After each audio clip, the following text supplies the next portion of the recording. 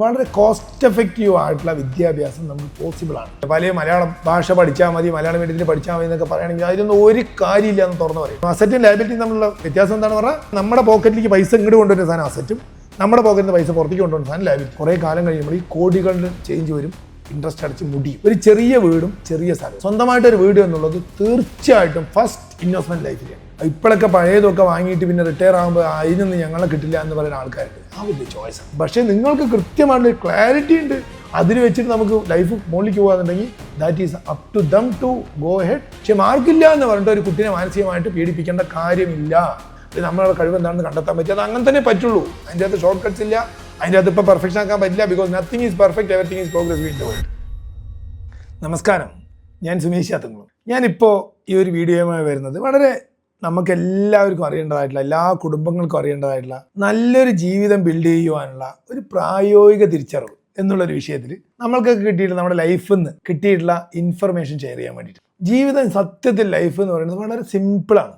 നമ്മൾക്ക് പലർക്കും അതിൻ്റെ ഡീപ്പിൽ പോയിട്ട് അതിൻ്റെ ക്ലാരിറ്റി പഠിക്കാനുള്ള സമയവും ബാക്കിയുള്ളതൊന്നും ഇല്ലാത്തതുകൊണ്ട് നമ്മൾ എന്തൊക്കെയോ ആരൊക്കെയോ പറയുന്നത് കേട്ടിട്ട് നമ്മൾ സ്വന്തം മനസ്സിലാക്കാതെ, നമ്മൾ സ്വയം അപ്ഗ്രേഡ് ചെയ്യാൻ ട്രൈ ചെയ്യാതെ ആരെങ്കിലുമൊക്കെ ചെയ്യുന്നതിൻ്റെയൊക്കെ പുറകിൽ പോകുമ്പോൾ അത് കോംപ്ലിക്കേറ്റഡ് ആവുക.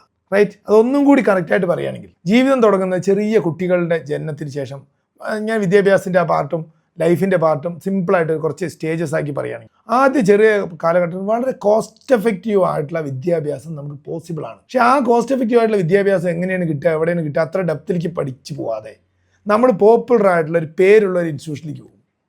സ്വാഭാവികമായിട്ട് അങ്ങനെ പേരുള്ള ഇൻസ്റ്റിറ്റ്യൂഷനിൽ പോയാൽ ആ പേരുള്ള ഇൻസ്റ്റിറ്റ്യൂഷൻ നേരത്തെ പറഞ്ഞ മാതിരി വളരെ ഹാർഡ് ഏൺ ചെയ്ത് പൊസിഷൻ്റെ പേരെത്തി തന്നെ ആയിരിക്കാം. പക്ഷേ ആ പേര് വരുമ്പോൾ അവർ അവിടെ കോസ്റ്റ്ലി ആവും, സ്വാഭാവികം. പക്ഷേ ഈ പേര് വരുന്നതിന് മുമ്പ് ആ ഇൻസ്റ്റിറ്റ്യൂഷൻ ഒരു വളരെ സ്ട്രോങ് ആയിട്ടുള്ള സ്ട്രെങ്തി ആയിട്ടുള്ള ഡിസിപ്ലിനിൽ വന്നിട്ടായിരിക്കും ഇവിടെ എത്തിയത്. അപ്പോൾ അതേപോലെ വളരെ കോർ വാല്യൂസിൽ വളരെ ഫണ്ടമെന്റലി സ്ട്രോങ് ആയിട്ടുള്ള ഇൻസ്റ്റിറ്റ്യൂഷൻ ചെറുതിപ്പോഴും ഉണ്ടാവും. പക്ഷെ അത് കണ്ടെത്താനും തിരയാനുള്ള സമയം നമുക്കില്ലാത്തതുകൊണ്ട് നമ്മൾ പലപ്പോഴും വലിയ ഫീസ് കൊടുത്ത് വലിയ സ്ഥാപനങ്ങൾ കൊണ്ടുവിടും. അപ്പോൾ സ്വാഭാവികമായിട്ട് പൈസ ഉള്ളവർക്ക് പോകാം, അതിൽ തെറ്റില്ല. പക്ഷേ നമുക്ക് സാമ്പത്തികമായിട്ട് നമ്മുടെ അവസ്ഥ വളരെ പരിതാപകരമല്ല, വളരെ ഹെൽത്തി ആണെങ്കിൽ പോലും നമ്മുടെ ആവശ്യത്തിന് ചില ഫ്രൂഗൽ. എന്തായി ഫ്രൂഗൽ എന്നുള്ള വാക്കിൻ്റെ അർത്ഥം? 100 രൂപൻ്റെ ചിലവാക്കേണ്ട അവിടെ 99 100 തന്നെ ചിലവാക്കുക, അല്ലെങ്കിൽ 101 ചിലവാക്കുക. അല്ലാണ്ട് 200 ചിലവാക്കുന്ന ശീലം ഉണ്ടാവാതിരിക്കലാണ് ഫ്രൂഗൽ എന്ന് പറഞ്ഞ വാക്കിൻ്റെ അർത്ഥം. അല്ലാതെ പിശുക്കുകയെന്നോ ഇല്ലായ്മ കാണിക്കുകയെന്നോ ധാരാളത്തിൽ കാണിക്കുക, ഇതൊന്നുമല്ല. ആ വളരെ കറക്റ്റായിട്ടുള്ള അർത്ഥം തന്നെ വീണ്ടും ഉപയോഗിക്കും. ആ ഫ്രൂഗൽ എന്നുള്ള വാക്കിൻ്റെ അർത്ഥത്തിൽ നമ്മൾ ചെയ്താൽ നമ്മുടെ കുട്ടികൾ തീർച്ചയായിട്ടും, നമുക്ക് കേരളത്തിൽ പ്രത്യേകിച്ച് മലയാളം മീഡിയത്തിൽ മലയാളം മാത്രമൊന്നും പഠിച്ചിട്ട് ഒരു കാര്യമില്ല. വലിയ മലയാളം ഭാഷ പഠിച്ചാൽ മതി, മലയാളം മീഡിയത്തിൽ പഠിച്ചാൽ മതി എന്നൊക്കെ പറയുകയാണെങ്കിൽ അതിലൊന്നും ഒരു കാര്യമില്ല എന്ന് തുറന്നു പറയും. റീസൺ എന്താ പറഞ്ഞാൽ ഇന്നത്തെ കാലം ഗ്ലോബലി കണക്റ്റഡ് ആണ്. മലയാളം അറിഞ്ഞാലും ഏത് ലാംഗ്വേജും ഒക്കെ പറയാം. പക്ഷേ എന്നെ ഒരുപാട് ആളുകൾ മലയാളം പഠിച്ച്, അല്ലെങ്കിൽ ഞാൻ ഇംഗ്ലീഷ് മീഡിയത്തിൽ പഠിച്ചാണ്, എന്നാലും മാർക്കൊന്നുമില്ല, ബാക്ക് ബെഞ്ചറായിരുന്നു, അല്ലെങ്കിൽ അത്ര വളരെ പുറകിലിരുന്ന് പഠിച്ച് ഇങ്ങനെ തൽക്കാലം ഒപ്പിച്ച് പാസ്സാവുന്ന ആളാണ്. പക്ഷെ എന്നാലും ഇംഗ്ലീഷ് മീഡിയത്തിൽ പഠിപ്പിച്ച അച്ഛനും അമ്മയും പഠിപ്പിച്ചതിൻ്റെ ഒരു ധൈര്യം നമുക്ക് കിട്ടാൻ സാധ്യതയുണ്ടായിരുന്നു. അതേപോലെ ഒരുപാട് ആളുകൾ, നല്ല മെറിറ്റുള്ള ആളുകൾ മലയാളം മീഡിയത്തിൽ പഠിച്ചതുകൊണ്ട് മാത്രം അവൻ്റെ മലയാളം മീഡിയത്തിൽ പഠിച്ചവർ നേരായിട്ടുണ്ടോ? ഇഷ്ടംപോലെ നേരായിട്ടുണ്ട്. പക്ഷേ കൂടുതൽ ആളുകളും അവർക്ക് ഇംഗ്ലീഷ് കമ്മ്യൂണിക്കേറ്റ് ചെയ്യാനും അല്ലെങ്കിൽ ഒരാളുടെ അടുത്ത് റെപ്രസെൻറ്റ് ചെയ്യാനും ഒക്കെ ഉള്ള വലിയ ബുദ്ധിമുട്ട് അനുഭവിച്ചുകൊണ്ടിരിക്കുന്ന ആളുകളാണ് ഭൂരിഭാഗവും. അപ്പോൾ അതുകൊണ്ട് ഇനി മക്കളെ മലയാളം മീഡിയത്തിൽ പഠിപ്പിച്ചിട്ട് നിർത്തണം എന്ന് പറയാനേ പാടില്ല, അത് ശരിയല്ല. റൈറ്റ്? ബിക്കോസ് ഗ്ലോബലാണ് അവർക്ക്, അല്ലെങ്കിൽ നമ്മളെ അച്ഛനും അമ്മയും അത് കുറച്ച് കഴിയുമ്പോൾ അത് വലിയ ശാപമായിട്ട് വരും. അപ്പോൾ ഇംഗ്ലീഷ് മീഡിയത്തിലേ പഠിപ്പിക്കാവൂ പിള്ളേരെ. ഒരു പേപ്പർ മലയാളം വേണ്ടാന്നല്ല പറയുന്നത്, ആ അർത്ഥത്തിൽ തന്നെ എടുക്കണം. ഇംഗ്ലീഷ് മീഡിയത്തിൽ പഠിക്കുക, നല്ല ക്വാളിറ്റിയുള്ള നന്നായിട്ട് പഠിപ്പിക്കാൻ കഴിവുള്ള ടീച്ചർമാരെടുത്ത്. അതായത് ആ ബേസിക്സ് എന്ന് പറയുന്നത് ആദ്യത്തെ സെൻറ്റൻസുകൾ, സ്പെല്ലിങ്സ്, അങ്ങനത്തെ കുറേ കാര്യങ്ങളുണ്ട്. ബേസിക്സ്, ഫണ്ടമെൻ്റൽ എഡ്യൂക്കേഷൻ എന്ന് പറയുന്ന ഫണ്ടമെൻ്റൽസ്, അതായത് 7ാം ക്ലാസ് വരെയുള്ള എഡ്യൂക്കേഷൻ വളരെ ഇമ്പോർട്ടൻ്റ് ആണ്. ഫോർമൽ എഡ്യൂക്കേഷൻ വളരെ എത്രത്തോളം അവർ ബേസായിട്ട് കിട്ടും. ഇതിൻ്റെ അർത്ഥം ബൈഹാർട്ട് പഠിപ്പിച്ചിട്ട് കുട്ടികളുടെ ഫസ്റ്റ് മാർക്ക് വാങ്ങിക്കണം എന്നല്ല ഞാൻ പറഞ്ഞത്. ആ മെത്തേഡിൽ കൂടെ പോവുകയും കളിക്കുകയും ചിരിക്കുകയും ചെയ്ത് എല്ലാ കാര്യങ്ങളും 4, 3, 7 എന്ന് കൂട്ടുന്നത് 4 ഗോട്ടി വെച്ച് കൂട്ടുന്ന പോലെ പ്രാക്ടിക്കലായിട്ട് കുട്ടികൾക്ക് മനസ്സിലാവാൻ പറ്റുന്ന രീതിയിൽ ആ ബേസിക് എഡ്യൂക്കേഷൻ, ഫണ്ടമെൻ്റൽ എഡ്യൂക്കേഷൻ, ആ ഫോർമൽ എഡ്യൂക്കേഷൻ കറക്റ്റായിട്ട് പ്രാബല്യത്തിൽ കൊണ്ടുവരാനുള്ള സ്കൂളിൽ ഏറ്റവും കുറഞ്ഞ കോസ്റ്റിന് ചേർക്കുക. First point clear. എന്നതിന് ശേഷം അത് കഴിഞ്ഞാൽ ഇപ്പോൾ ഫോർ എക്സാമ്പിൾ ഡിഗ്രിക്ക്, UGക്ക് അല്ലെങ്കിൽ PGക്കൊക്കെ ചില കുട്ടികളൊക്കെ നമുക്ക് US പോകണം, അല്ലെങ്കിൽ UK പോകണം, ജർമ്മനിയിൽ പോകണം എന്നൊക്കെ പറയലുണ്ട്.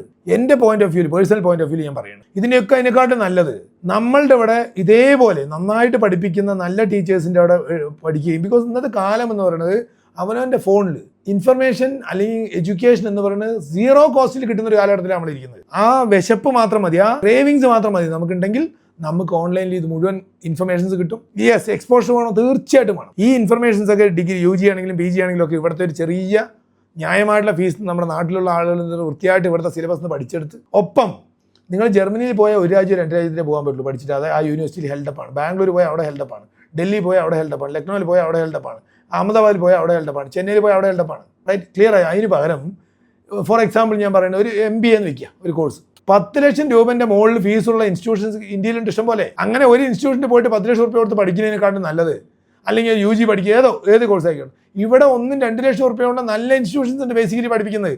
അതിനെ പഠിച്ചിട്ട് അവിടെ ആ 2 ലക്ഷം രൂപേൻ്റെ ഫീസിൽ പഠിച്ചിട്ട് ബാക്കി 8 ലക്ഷം രൂപ കൊണ്ട് വളരെ ഫ്രൂഗലായിട്ട് യാത്ര ചെയ്യുകയാണെങ്കിൽ 10-20 രാജ്യങ്ങളിൽ 10-30 ദിവസം അല്ലെങ്കിൽ 10-20 ദിവസങ്ങൾ യാത്ര ചെയ്യുക നമ്മുടെ കുടുംബക്കാരോ വേണ്ടപ്പെട്ടവർ ആരെങ്കിലുമൊക്കെ ഉണ്ടെങ്കിൽ ഫ്രൂഗലായിട്ട് അതിൽ കിട്ടുന്ന എക്സ്പോഷർ എന്ന് പറയുന്നത് വളരെ വലുതായിരിക്കും. ക്ലിയർ?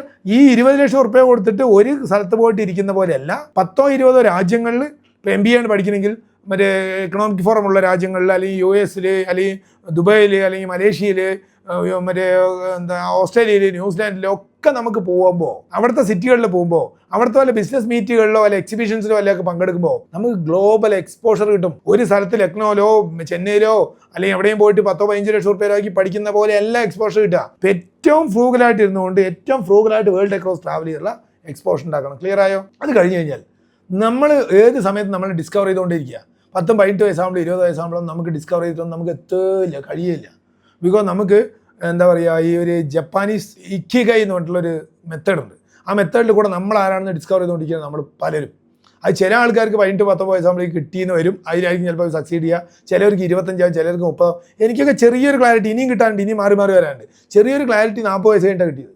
ഞാൻ what I M good at എന്നുള്ളത്. റൈറ്റ്? കുറച്ച് കിട്ടിയത് ഇനിയും കിട്ടാണ്ട്, ഇനിയും ചില മാറി അത് മാറിക്കൊണ്ടേയിരിക്കും.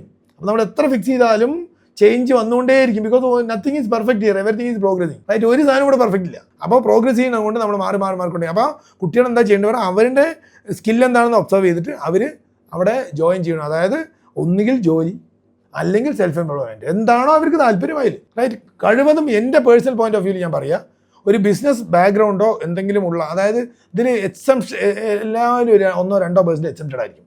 ഒന്നുമില്ലാതെ ഫേസ്ബുക്കിൻ്റെ മറ്റേ ഫൗണ്ടർ, ഒന്നുമില്ലാത്ത ഒരാൾ ഒരു എംപ്ലോയിഡ് ഫാമിലിയിൽ നിന്ന് മറ്റേ ഫേസ്ബുക്ക് കണ്ടുപിടിച്ചു എന്ന് പറഞ്ഞിട്ട് എല്ലാവർക്കും ഇത് കണ്ടുപിടിക്കാൻ പറ്റില്ല. വളരെ റെയർ ആളുകൾക്ക് ആ കഴിവുള്ളവരിലേക്ക് പോകണം, ഒരു സംശയം വേണ്ട. സ്റ്റാർട്ടപ്സ് ആയിട്ട് അല്ലാത്ത ആളുകൾക്ക് ഏറ്റവും നല്ലത് 2, 3, 4 കൊല്ലമൊക്കെ നല്ല ടൈറ്റ് നല്ലൊരു ഓണ്ടർപ്രണറാണ്. അത് ഒരു വലിയ കമ്പനിയിൽ ഒരു പാർട്ടിൽ കയറിയിട്ട് എവിടെയും ജോലി ചെയ്താൽ ചിലപ്പോൾ കിട്ടില്ല. അതേസമയത്ത് എല്ലാ പാർട്ടും കൂടി ഹാൻഡിൽ ചെയ്യണ ചെറിയ സ്മോൾ സ്കെയിൽ ചെറിയ ഇൻഡസ്ട്രീസ് ഉണ്ടാവും. അതായത് ഫിനാൻസ്, അക്കൗണ്ട്സ്, സെയിൽസ്, മാർക്കറ്റിംഗ് എല്ലാം ഒരു ഓണർ ഹാൻഡിൽ ചെയ്യുന്ന, അല്ലെങ്കിൽ ഒരു ചെറിയ സിസ്റ്റം ഡെവലപ്പ് ചെയ്തിട്ടുള്ള ഒരു 10-100 ആൾക്കാർക്കുള്ള ഒരു ഇൻഡസ്ട്രിയിലൊക്കെ വർക്ക് ചെയ്ത് കഴിഞ്ഞാൽ നമുക്ക് എല്ലാ പാർട്ടും ഒരു ഓർഗനൈസേഷൻ സ്ട്രക്ചർ മുതൽ ഓരോ പാർട്ട്, മാർക്കറ്റിംഗ്, സെയിൽസ്, പ്രൊഡക്ഷൻ, മറ്റേ സപ്ലൈ ചെയിൻ മാനേജ്മെൻറ്റ് എല്ലാറ്റിനെ കുറിച്ച് ഒരു ഐഡിയ കിട്ടും. ആ ഐഡിയ കിട്ടിയതിന് ശേഷമേ ഓണ്ടർപ്രണർഷിപ്പ് സ്കില്ലുള്ള ആളുകൾ ഓണ്ടർപ്രണർഷിപ്പിലേക്ക് പോകാമെന്നുള്ളതാണ് എൻ്റെ പേഴ്സണൽ റിക്വസ്റ്റ്. റൈറ്റ്? അതല്ല എംപ്ലോയ്മെൻറ്റ് താല്പര്യമുള്ള എംപ്ലോയ്മെൻറ്റിലേക്ക് പോകാം. ഇനിയിപ്പോൾ ആദ്യം തന്നെ അങ്ങനെ ഒരു ഐഡിയ കിട്ടി സ്റ്റാർട്ടപ്പിലേക്ക് പോകാൻ തെറ്റൊന്നുമില്ല. പക്ഷേ അറിയാതെ പോയിട്ട് വീണിട്ട് പിന്നീട് എണീക്കാം. ബിക്കോസ് ഒരുപാട് ഓണ്ടർപ്രണർഷിപ്പ് സ്കില്ലുള്ള നല്ല കഴിവുള്ള കുട്ടികൾ ആദ്യം ചെറുപ്പ കാലഘട്ടങ്ങളിൽ ഈ തീ പൊട്ടി കൈപൊള്ളിയ ആൾക്കാർ പിന്നെ എന്ത് കണ്ടാലും കൈപൊള്ളും, ഒരു പേടി ഉണ്ടാവും പറയുന്ന പോലെ ആദ്യ കാലഘട്ടങ്ങളിൽ പൊള്ളിയിട്ട് ആ നല്ല കപ്പാസിറ്റി നമ്മുടെ രാജ്യത്തിനും ലോകത്തിനും തന്നെ ഇല്ലായ്മയായി പോകരുത് എന്നുള്ളത് കൊണ്ടാണ് ഈ വേ സൂചിപ്പിച്ചത്. അതിൻ്റെ അർത്ഥം എല്ലാവരും അങ്ങനെ പോകണമെന്നല്ല. അതേസമയത്ത് ഒരു ഓണ്ടർപ്രണർഷിപ്പ് ബാക്ക്ഗ്രൗണ്ട് ഉള്ളൊരു കച്ചവടം, ചെറിയ കച്ചവടമോ ചെറിയൊരു ബേക്കറിയോ ചെറിയൊരു ചായക്കടയോ എന്തെങ്കിലും ഉള്ളൊരു കുടുംബത്തിനാണെങ്കിൽ അവർക്ക് ഈ നേരത്തെ പറഞ്ഞ ഈ കപ്പാസിറ്റി അവിടെ നിന്ന് വീട്ടിൽ നിന്ന് കിട്ടിയിട്ടുണ്ടാവും. അപ്പോൾ അവർക്ക് കയറി വരുന്നതിൽ വലിയ കുഴപ്പമില്ല. റൈറ്റ്? അല്ലാത്ത ആളുകളുടെ കാര്യം പറഞ്ഞു. അപ്പോൾ ഇത് ഏത് വേണമെങ്കിൽ തിങ്ക് ചെയ്യുക. നല്ലൊരു സ്ഥലത്ത് സാലറി അല്ല അതിൻ്റെ അകത്തെ കാര്യം, നല്ല എക്സ്പോഷർ കിട്ടുന്ന സ്ഥലത്ത് എംപ്ലോയിഡ് ആയിരിക്കണം, അല്ലെങ്കിൽ ലോങ് ടേം പോകാൻ പറ്റുന്ന ഒരു സ്ഥലത്ത് എംപ്ലോയിഡ് ആകും. ക്ലിയർ?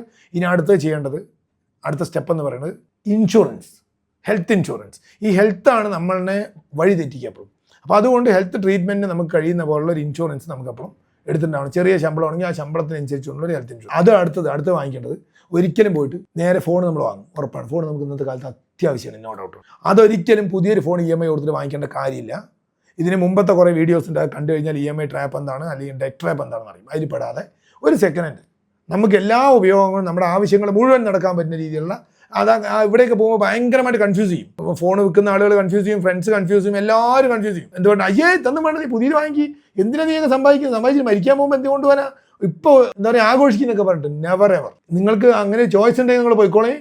പേഴ്സണലി അനുഭവം കൊണ്ട് ഞാൻ പറയുന്നത് തീർച്ചയായിട്ടും പഴയ ഫോൺ വാങ്ങിക്കുക. യൂസ്ഡ് ഫോണുകൾ ഇഷ്ടംപോലെ ഉണ്ടാവും, നമ്മുടെ ആവശ്യം മുഴുവൻ നടക്കുകയും ചെയ്യും, നമുക്ക് കോസ്റ്റും ലയബിലിറ്റി ഉണ്ടാവില്ല പഴയ ഫോൺ. അടുത്തത്, ഇന്നത്തെ കാലത്ത് എന്ത് പണി നമ്മൾ 25,000 റുപ്യൻ്റെ പണി, 20,000 റുപ്യൻ്റെ പണി, 15,000 റുപ്യൻ്റെ പണിക്ക് ജോലിക്ക് പോകണമെങ്കിലും നമുക്ക് സ്വന്തമായിട്ട് ലാപ്ടോപ്പ് കയ്യിലുണ്ടെങ്കിൽ നമ്മൾ അപ്സ്കിൽ ചെയ്യാൻ പറ്റും, നമ്മളെ ജോബ് ഉയർത്താൻ പറ്റും, ഓണ്ടർപ്രണർഷിപ്പ് ആണെങ്കിൽ അമർത്താൻ പറ്റും. അതേപോലെ തന്നെ എത്ര റുപ്യ ലാപ്ടോപ്പ് കിട്ടും? 10-15,000 റുപ്യ ലാപ്ടോപ്പ് കിട്ടും, 10-12,000 റുപ്യ ഫോണും കിട്ടില്ലേ? ഇത് വാങ്ങിച്ചപ്പോൾ ഇതിന് പകരം ഒരു 50,000 റുപ്യൻ്റെ 60,000 റുപ്യൻ്റെ 80,000 റുപ്യൻ്റെ ഒരു ഫോണും EMI എടുത്തു, ഒരു 50,000 റുപ്യൻ്റെ 1,00,000 റുപ്യൻ്റെ ലാപ്ടോപ്പ് എടുത്താൽ എന്താവും കഥ? ലൈഫ് ടൈം അവിടെ തുടങ്ങി പൊട്ടല്. റൈറ്റ്. അടുത്തത് എന്ത് വേണം? തീർച്ചയായിട്ടും നമുക്ക് ട്രാവൽ ചെയ്യാൻ ഒരു 2 വീലറേയും വേണ്ടി വരും. എൻ്റെ വ്യക്തിപരമായ അഭിപ്രായം 2 വീലറിൽ എടുത്ത് സമ്പാദിച്ചിട്ട് 4 വീലറിലേക്ക് പോകണം എന്നുള്ള അഭിപ്രായമാണ്. അല്ലാണ്ട് വീട്ടുകാരുടെ പൈസ അല്ലെങ്കിൽ ബാക്കിയുള്ള കൊണ്ട് 4 വീലർ ശീലിച്ചാൽ നമുക്ക് റിവേഴ്സ് ചെയ്യാൻ പറ്റില്ല. ബിക്കോസ് ഓരോ സാധനത്തിൻ്റെ എക്സ്പെൻഡിച്ചർ സൈഡ് കൂടുമ്പോഴും ഇൻവെസ്റ്റ്മെൻറ്റും എക്സ്പെൻഡിച്ചറും അസറ്റും ലയബിലിറ്റിയും തമ്മിലുള്ള വ്യത്യാസം എന്താണെന്ന് പറഞ്ഞാൽ, അസറ്റ് ഈ സിമ്പിളായി പറഞ്ഞാൽ നമ്മുടെ പോക്കറ്റിലേക്ക് പൈസ ഇങ്ങോട്ട് കൊണ്ടുവരുന്ന സാധനം അസറ്റും, നമ്മുടെ പോക്കറ്റിൽ നിന്ന് പൈസ പുറത്തേക്ക് കൊണ്ടുവരുന്ന സാധനം ലയബിലിറ്റി. Very clear. അപ്പോൾ കാറോ വല്ലതും വീട്ടുകാർ വാങ്ങി തന്നുകൊണ്ട് വാങ്ങിയാൽ എന്താണ്? അത് പെട്രോൾ പോവും, സർവീസ് പോവും, ഡിപ്രീസിയേഷൻ പോവും, പോക്കറ്റിൽ നിന്ന് പൈസ പുറത്തേക്ക്, ലയബിലിറ്റിയാണ്. റൈറ്റ്. അപ്പോൾ ആ ബൈക്ക് വാങ്ങിക്കുക. ബൈക്ക് എങ്ങനെ വാങ്ങിക്കുക? ഇപ്പോഴും കിട്ടും 15,000, 20,000 റുപ്യ, 25,000 റുപ്യ, 30,000 റുപ്യക്ക് നല്ല 2 വീലർ കിട്ടും. 20,000 റുപ്യ മുതൽ കിട്ടില്ല സെക്കൻഡ് ഹാൻഡ്. അത് വാങ്ങിച്ചാൽ എത്ര റുപ്യക്കായി? ഒരു 10,000 റുപ്യ, 15,000 റുപ്യൻ്റെ താഴെ ഫോണും, ഒരു 10,000 റുപ്യ, 15,000 റുപ്യൻ്റെ ഒരു ലാപ്ടോപ്പ്, 30,000 റുപ്യ, ഒരു 2 വീലറിൽ 30,000 റുപ്യ, 60,000 റുപ്യയും കൊണ്ട് എല്ലാം സെറ്റ്. ഇതിന് പകരം ഇതേ സാധനം ഒന്ന് ലോസാക്കിയാൽ ഈ 60,000 റുപ്യ പോയിട്ട് 3 ലക്ഷം ആവാം. കഴിഞ്ഞു കഥാന്ന്. ഡിഫറൻസ് 2,40,000 ഉള്ളൂ.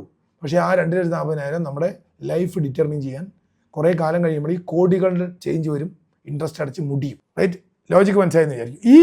ഇതും കഴിഞ്ഞ് അടുത്തത് സെക്കൻഡ് ഹാൻഡ് 2 വീലർ ഓർ അത്രയും കുറച്ചും കൂടി സമ്പാദിച്ചാൽ 4 വീലർ പണി, അതപ്പോൾ ആവാം സമ്പാദിച്ചിട്ട്.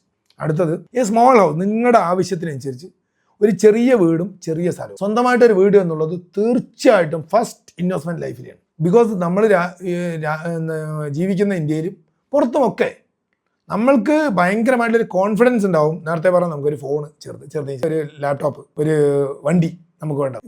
വീട് എന്തുകൊണ്ടാണ് പുതിയത് വേണമെന്ന് പറയാൻ കാരണം അറിയോ? പുതിയതാണ്, ചെറുതാണെങ്കിലും പുതിയതും ചെറിയ സ്ഥലം മതി. പക്ഷേ അതിൽ കൂടുതൽ കടവില്ലാത്ത കൂടുതൽ ബാധ്യതയും ഒന്നും ഇല്ലാത്ത വീട് വേണമെന്ന് പറയാൻ കാരണം എന്താ അറിയോ? വീടുണ്ടെങ്കിൽ അത് അപ്രീസിയേഷൻ. വീട് കണക്കൽ ഡിപ്രീസിയേഷൻ ആണെങ്കിലും സത്യത്തിൽ ഇൻഡിവിജ്വൽ ഹൗസിൻ്റെ കോസ്റ്റ് കൂടുകയില്ല. അല്ല, വീടിൻ്റെ അപ്രീസിയേഷൻ. പ്രത്യേകിച്ച് കേരളത്തിലൊക്കെ എവിടെ റോഡ് ആക്സസ് ഉള്ള ഏത് സ്ഥലത്ത് വീട് വാങ്ങിയാലും ആവറേജ് 12%, 8 മുതൽ 12% വരെ മിനിമം അപ്രീസിയേഷൻ ഉണ്ടാവും. ഒരു സംശയം വേണ്ട. വീട് ഡിപ്രീസിയേഷൻ ആണോ ചില ആൾക്കാർക്ക് സംശയം ഉണ്ടാവും. വീട് ഡിപ്രീസിയേഷൻ അല്ല, കടലാസിൽ ഡിപ്രീസിയേഷൻ ആണ്. നിങ്ങൾ ഏത് വീട് എടുക്കുക, പണ്ട് 10 ലക്ഷം റുപ്യക്ക് വീട് വാങ്ങിയ വീട് ഇപ്പോൾ 8 ലക്ഷം റുപ്യക്ക് വെക്കേണ്ട ഗതിയുടെ ഇല്ല. എല്ലാം അതാണ് അപ്രീഷിയേറ്റ് ചെയ്യുന്നുണ്ടാവും. അത് 8% മിനിമം വെച്ച്, അല്ലെങ്കിൽ 12% മിനിമം വെച്ച് അപ്രീഷിയേറ്റ് ചെയ്യുന്നു. അതിപ്പോൾ ഇന്ന് 30 ലക്ഷം റുപ്യക്ക് വാങ്ങിച്ചാൽ ഇനി അത് അങ്ങനെ തന്നെയാണ് പോകുള്ളൂ. അൺടിൽ ആൻഡ് അൺലെസ് വല്ല വാറോ യുദ്ധമോ വല്ല വെള്ളപ്പൊക്കോ വേറെ വല്ല വന്നിട്ട് കോംപ്ലിക്കേറ്റഡ് ആവാതിരുന്നാൽ. റൈറ്റ്. സാധാരണ രീതിയിലുള്ള കാര്യം പറഞ്ഞു. ക്ലിയർ ആയോ? ആ വീട് വാങ്ങിക്കാൻ ലോൺ എടുക്കാവോ ഒരു തെറ്റുമില്ല എന്നുള്ളതാണ് ഇപ്പോഴത്തെ അഭിപ്രായം. എന്തായാലും കാരണം വീട് അസറ്റാണ്. 7%, 7.4% വീടിന് ഇൻട്രസ്റ്റ് ഉണ്ടാവുള്ളൂ. പക്ഷേ വീട് നേരത്തെ പറഞ്ഞാൽ 8 മുതൽ 12, 15 അതിനേക്കാട്ടിലും കൂടുതൽ നല്ല സ്ഥലമാണെങ്കിൽ ഗ്രോത്ത് ഉണ്ടാവും. അപ്പോൾ രണ്ടും കൂടി തട്ടിക്കഴിക്കും. അവിടെ റിസ്ക് ഉണ്ടോ? ചെറിയ റിസ്ക് ഉണ്ട്. നമുക്ക് ജീവിക്കുകയും ചെയ്യാം, അപ്രീസിയേഷൻ ഉണ്ടാവും. 2 ഗുണം. എന്നാൽ വീട് ഓവർ വലുതായാലോ അത് ലയബിലിറ്റി ആവും. ശരിയല്ല. നമുക്ക് ആവശ്യത്തിനുള്ള ഒരു വീടും ഒരു സ്ഥലവും വാങ്ങിക്കും. ബാക്കി അത് കഴിഞ്ഞാൽ ഇതിന് മുമ്പത്തെ വീഡിയോസിൽ നിങ്ങൾക്ക് നോക്കി അറിയാം, SIP ഇരിക്കോ, സിസ്റ്റമാറ്റിക് ഇൻവെസ്റ്റ്മെൻറ്റ് പ്ലാൻ. റൈറ്റ്. അത് ഗോൾഡ് ബോണ്ടുകളാവാം, അല്ലെങ്കിൽ ഗവൺമെൻറ് ബോണ്ടുകളാവാം. അത്തരത്തിലുള്ള കാര്യങ്ങളിലേക്കും ഇൻവെസ്റ്റ് ചെയ്താൽ കൃത്യമായിക്കൊണ്ട് അവർക്ക് റിട്ടയർമെൻറ്റ് ആകുമ്പോഴേക്ക് ക്യാഷ് സഫീഷ്യൻ്റ് ആയിട്ടുള്ളൊരു ഹാപ്പി റിട്ടയർമെൻറ്റ് ലൈഫ് ഉണ്ടാവും. ഇതൊക്കെ പറയുമ്പോൾ ഇപ്പോഴൊക്കെ പഴയതൊക്കെ വാങ്ങിയിട്ട് പിന്നെ റിട്ടയർ ആകുമ്പോൾ അതിനൊന്നും ഞങ്ങളെ കിട്ടില്ല എന്ന് പറയുന്ന ആൾക്കാരുണ്ട്. അവരുടെ ചോയ്സാണ്, അവർക്ക് ഫ്രീഡം ഉണ്ട്. ഞാനതിനെതിരേ അല്ല. പക്ഷേ ഒരുപാട് ആളുകൾ ഇത് ചെറുപ്പത്തിൽ അറിയാതെ ഈ ഫോൺ വാങ്ങിക്കുന്നത് നല്ലതാണ്, എന്തോ ഇൻവെസ്റ്റ്മെൻ്റ് ആണെന്ന് വിചാരിച്ചിട്ട് വാങ്ങി, അടുത്ത വണ്ടി വാങ്ങിക്കുന്നത് ലോൺ വലിയ EMI എടുത്ത് ഡെറ്റ് ട്രാപ്പിൽ പെട്ട്, ലാപ്ടോപ്പ് വലിയ ഡെറ്റ് ട്രാപ്പിൽ പെട്ട്, പിന്നെ കുറേ PL എടുത്ത് ആളുകളെ കാണിക്കാൻ വേണ്ടിയിട്ട് കല്യാണം കഴിക്കുകയും 28 കഴിക്കുകയും പിറന്നാൾ കഴിക്കുകയും ചെയ്തു. വലിയ ഷർട്ടും മുണ്ടും വലിയ ക്ലോത്തും ഡ്രസ്സൊക്കെ എടുത്ത് ഫാഷനായി ബ്രാൻഡൊക്കെ ആക്കി നടന്ന് കടബാധ്യതയിൽ പോകുന്ന ആളുകൾ കുറേ കാലം കഴിഞ്ഞ് 40 വയസ്സ് കഴിയുമ്പോൾ എനിക്ക് അന്നത് ചെയ്യാമായിരുന്നു എന്ന് ചിന്തിക്കുന്ന ഒരുപാട് ആളുകളെ നേരിട്ട് പരിചയമുള്ളത് കൊണ്ടാണ്. അതുപോലെ ഇനി ആളുകൾ അറിയാതെ ഉണ്ടാവരുത് എന്നുള്ളത് കൊണ്ടാണ് ഈ വീഡിയോ വരുന്നത്. റൈറ്റ്. അറിഞ്ഞുകൊണ്ട് ഇത് മുഴുവൻ കണ്ടിട്ട് അവരെ ചോയ്സ് ആയിട്ട് അവർ ലയബിലിറ്റി എടുത്തിട്ട് ചിലപ്പോൾ നേരാവും. ചെറിയൊരു പേഴ്സൻറ്റേജ് ആളുകൾ അതിനെക്കാട്ട് ഭയങ്കര സ്കില്ലുള്ള ആൾക്കാരുണ്ടാവും. അവർ ഈ ലയബിലിറ്റിയൊക്കെ എടുത്ത് വലിയ കാറും വലിയ ബൈക്കൊക്കെ വാങ്ങിച്ച് അതുകൊണ്ട് കാണിച്ചിട്ട് അതുകൊണ്ട് ജോലിക്ക് കൂടുതൽ ശമ്പളം വാങ്ങിക്കുന്നതും അതുകൊണ്ട് ബിസിനസ് ചെയ്ത് വലിയ ആൾക്കാരാണ് അവരുണ്ടാവും. ദാറ്റ് മീൻസ് റെയർ പീസാണ്. അതിനെ കണ്ടിട്ട് ലോട്ടറി അടിച്ചിട്ട് ഒരാൾക്ക് ലോട്ടറി എടുത്തിട്ട് ലോട്ടറി കിട്ടിയ വേണ്ടി എല്ലാവരും ലോട്ടറി എടുക്കുന്ന പരിപാടി തുടങ്ങിയാൽ അത് കിട്ടുമോ? അത് ലോജിക്കലി ഒന്ന് തിങ്ക് ചെയ്താൽ നമുക്കറിയില്ലേ? അതേപോലെ അതിലേക്ക് പോയി പെടരുത്, അത് നല്ലതല്ല. യെസ്, പക്ഷേ നിങ്ങൾക്ക് കൃത്യമായിട്ടുള്ള ക്ലാരിറ്റി ഉണ്ട്. അതിന് വെച്ചിട്ട് നമുക്ക് ലൈഫ് മുകളിലേക്ക് പോകാന്നുണ്ടെങ്കിൽ that is up to them to go head. അതിന് തീർച്ചയായിട്ടും ഒപ്പമുണ്ട്. ബിക്കോസ് നമ്മുടെ ലക്ഷ്യ അവസാനം എന്താ ഉള്ളൂ? ലയബിലിറ്റി ഇല്ലാത്ത, ഡെറ്റ് ട്രാപ്പിൽ പെടാത്ത, സമാധാനമുള്ള ആളുകൾ വേണം. അങ്ങനെ ആദ്യം പോലെ നന്നായി ചിലവാക്കുന്ന ആൾക്കാരുടെ എക്കണോമിക്ക് കുറച്ചും കൂടി പൈസ പമ്പ് ചെയ്യുമ്പോൾ നന്നാവുകയും ചെയ്യും. എക്കണോമിക്ക് ഒരു കുഴപ്പമില്ല, അവർ ആ വഴിക്ക് പോയിക്കോട്ടെ.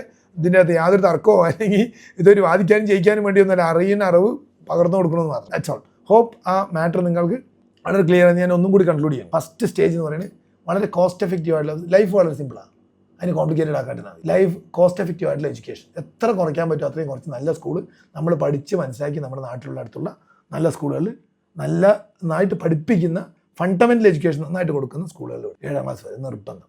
അത് കഴിഞ്ഞ് കഴിഞ്ഞാൽ അവൻ്റെ സ്കില്ല് എന്താണെന്ന് മനസ്സിലാക്കിയിട്ട് ആ സ്കില്ലിനനുസരിച്ച് മാർക്ക് മാത്രമല്ല, മാർക്ക് കുറഞ്ഞതുകൊണ്ട് ഒരു കുട്ടിയുടെ ലൈഫ് മോശമാവുകയില്ല. ഫണ്ടമെൻ്റൽ എഡ്യൂക്കേഷൻ വേണം, മസ്റ്റാണ്, മാർക്ക് വേണം. പക്ഷെ മാർക്കില്ല എന്ന് പറഞ്ഞിട്ട് ഒരു കുട്ടീനെ മാനസികമായിട്ട് പീഡിപ്പിക്കേണ്ട കാര്യമില്ല. അവൻ്റെ സ്കില്ല് എന്താണോ തിരഞ്ഞെടുത്തിട്ട് ആ സ്കില്ലിൽ ഇക്കിഗൈ എന്ന് പറഞ്ഞിട്ടുള്ള ഒരു ജപ്പാനീസ് ട്രിക്ക് ഉണ്ടാവും. നിങ്ങൾക്ക് സെർച്ച് ചെയ്താൽ അറിയും, ഗൂഗിളിൽ സെർച്ച് ചെയ്താൽ അതിൻ്റെ ഒരു മാപ്പ് കിട്ടും. നമ്മൾ എന്തിനാണ് ഗുഡ് അറ്റ്, അല്ലെങ്കിൽ എന്തിനാണ് നമ്മൾ സ്നേഹിക്കുന്നത്, ഏതിനാണ് നമുക്ക് പൈസ കൊണ്ടുവരുന്നത്, ഏതാണ് ലോകത്തിന് ആവശ്യം, ഈ 4 സർക്കിൾ ഉണ്ടാവും അതിൻ്റെ അകത്ത്. ആ 4 സർക്കിളിലും കൂടി നടുവിലൊരു ഏരിയ ഉണ്ടാവും. അതിൻ്റെ ഒരു മാപ്പ് ഞാൻ ഇക്കിഗൈൻ്റെ ഒരു മാപ്പ് ഞാൻ ഈ വീഡിയോൻ്റെ അകത്ത് ഷെയർ ചെയ്യാം. അപ്പോൾ നിങ്ങൾക്ക് നോക്കിയാൽ അറിയും. അതിൻ്റെ നടുവിൽ വരുന്ന ഈ 4ഉം കൂടി കോയിൻസൈഡ് ചെയ്യുന്നൊരു ഏരിയ. ആ ഏരിയയിൽ നമ്മൾ ഏതിലാണോ സ്കില്ല് എന്ന് ആ കുട്ടി മനസ്സിലാക്കിയത് അവസാനമായിരിക്കും, ഒരിക്കലും ആയിരിക്കില്ല. 18 വയസ്സിൽ നമുക്ക് ഫൈൻഡ് ഔട്ട് ചെയ്യാൻ കഴിയില്ലത്. അത് വളരെ 1-2% ആൾക്കാർക്ക് 18 വയസ്സിലേക്ക് ഫൈൻഡ് ഔട്ട് ചെയ്യാൻ പറ്റുള്ളൂ. ബാക്കിയുള്ളവർക്ക് ലൈഫ് ലോങ് ഇങ്ങനെ പ്രോഗ്രസീവായിട്ട് പോയിക്കൊണ്ടിരിക്കുമ്പോൾ ഓരോ സമയത്തായിരിക്കും നമ്മൾ ആരാണെന്ന്, അല്ലെങ്കിൽ നമ്മുടെ കഴിവ് എന്താണെന്ന് കണ്ടെത്താൻ പറ്റുക. അത് അങ്ങനെ തന്നെ പറ്റുള്ളൂ. അതിൻ്റെ അകത്ത് ഷോർട്ട് കട്ട്സ് ഇല്ല. അതിൻ്റെ അകത്ത് ഇപ്പോൾ പെർഫെക്ഷൻ ആക്കാൻ പറ്റില്ല. Because nothing is perfect, everything is progressive in the world. ഇതാണ് ഒരു സത്യം. അപ്പോൾ അതുമായിട്ട് നമുക്ക് മുന്നോട്ട് പോവുക. ആ മുന്നോട്ട് പോകുമ്പോൾ അത് കഴിഞ്ഞാൽ എംപ്ലോയ്മെൻറ്റ് അവർക്ക് ഇഷ്ടമുള്ള രീതിയിൽ, നേരത്തെ പറഞ്ഞ എംപ്ലോയ്മെൻറ്റ് വന്ന് നല്ലൊരു ഓണറിൻ്റെ അടുത്ത് അല്ലെങ്കിൽ നല്ലൊരു ചെറിയ ബിസിനസ്സിൽ പോയി ജോയിൻ ചെയ്തു, ഓണ്ടർപ്രണർ ആവുകയാണെങ്കിൽ, അല്ലെങ്കിൽ വലിയൊരു മൾട്ടിനാഷണൽ കമ്പനിയുടെ ഒരു പാർട്ടിൽ എന്തോ അവർ താല്പര്യത്തിൽ. അത് കഴിഞ്ഞാൽ ആദ്യം ചെയ്യേണ്ട ഹെൽത്ത് ഇൻഷുറൻസ്, നമ്മുടെ ഹെൽത്ത് പ്രൊട്ടക്ട് ചെയ്യേണ്ട.